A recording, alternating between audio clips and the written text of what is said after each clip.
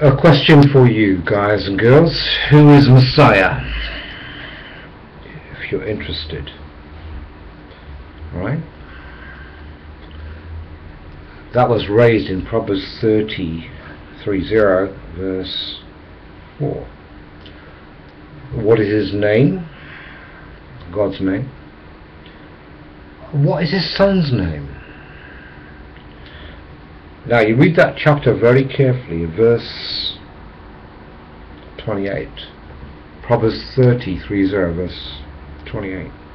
The spider taketh hold with her hand in king's palaces. Ooh.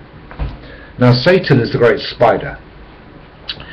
He has cast a massive web of deception on mankind.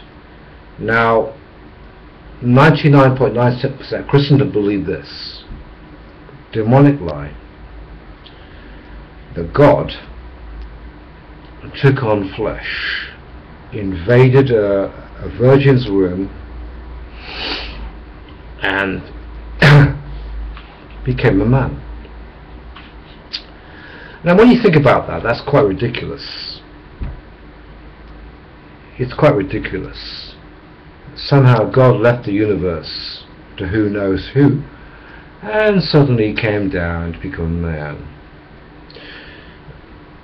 Deuteronomy 18, Moses said this: the Father will raise up a prophet like me. Like me. Numbers says this: God is not a man. Yet so many people swallow this filth. It's filth. That God came down. You see, the reason why they swallow it is this. It goes back to Greek mythology. Now I studied Greek mythology big time in my early days. Now Zeus, the so-called king of Greek gods, came down, had sex with a woman. No wonder people accepted Christianity.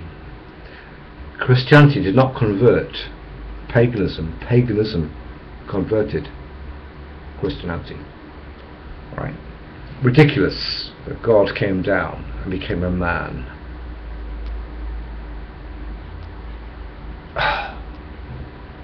And that God died.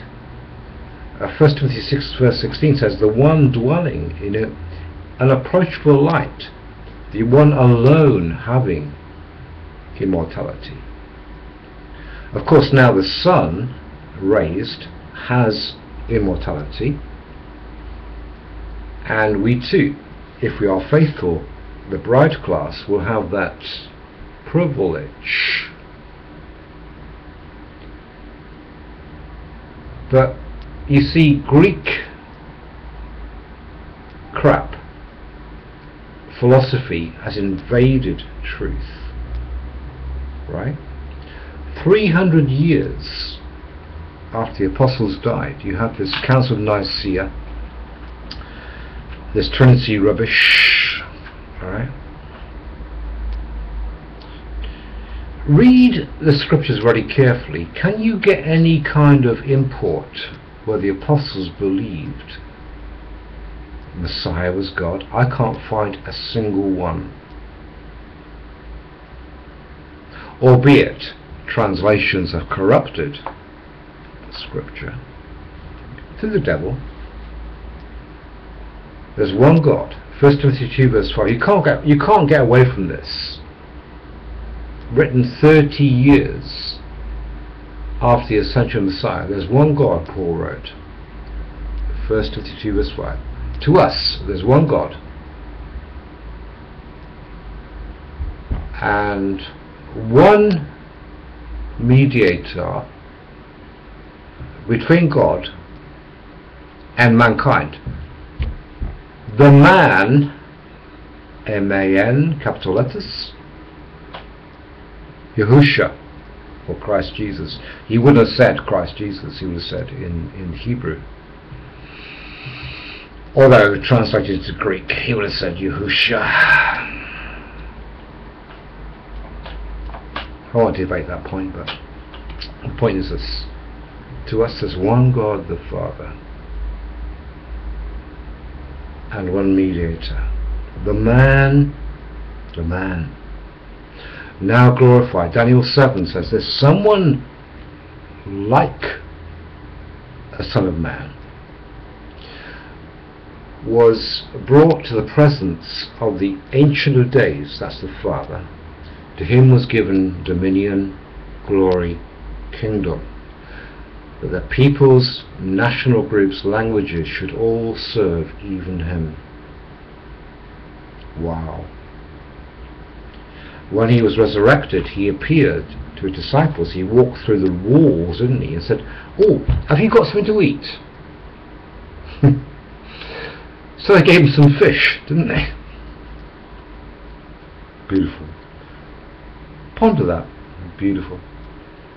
The Messiah, now the glorified man.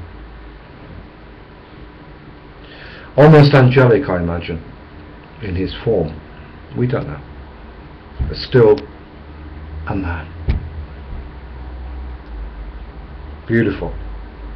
You will have the bride class who will come down. Revelation speaks about this. The bride comes down, the New Jerusalem. Look! The tabernacle of God, or tent, is with mankind. What a wonderful time ahead. But if you believe Messiah is God, you have gone into the strong delusion. John 17 verse 3, very important, the final prayer in Gethsemane.